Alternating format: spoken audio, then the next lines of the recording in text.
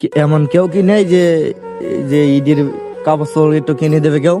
তো অবশ্যই আবার সেই বাবুটার সাথে দেখা হয়ে গেল। এ কিন্তু মেজেটা বড়টা কিন্তু হাসপাতালে ভর্তি করা রয়েছে এনো।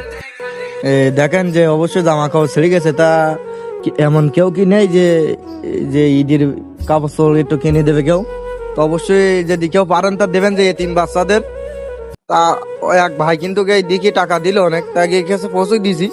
এর ভাই কিন্তু বড়টা হাসপাতালে ভর্তি করা, আর এই দেখেন এর যে অবস্থা, কি করবে কও? তা আপনার কাছে দাবি যদি কেউ পারেন তা দেখেন এই সিঁড়ি ছুটি গেছে।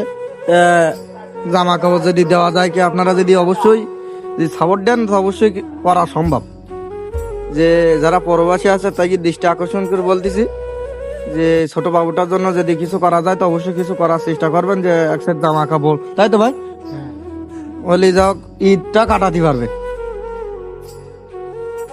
যে আজকে ভিডিওটা বেশি বেশি করে শেয়ার করবেন আপনারা, যেন আবারও এই ছোট বাবুটার জন্য কিছু করা যায়।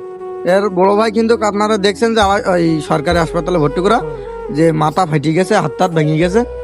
যে অবশ্যই আপনার কাছে দাবি যে ভিডিওটা বেশি বেশি করে শেয়ার করবেন, যেন বাবুটার জন্য আবার কিছু করা যায়। আপডেট জানছি, তোমার বড় ভাইয়ের অবস্থা কি এখন? ভালো ভালো অনেক ওই কমে গেছে,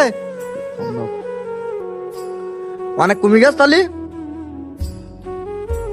আর এই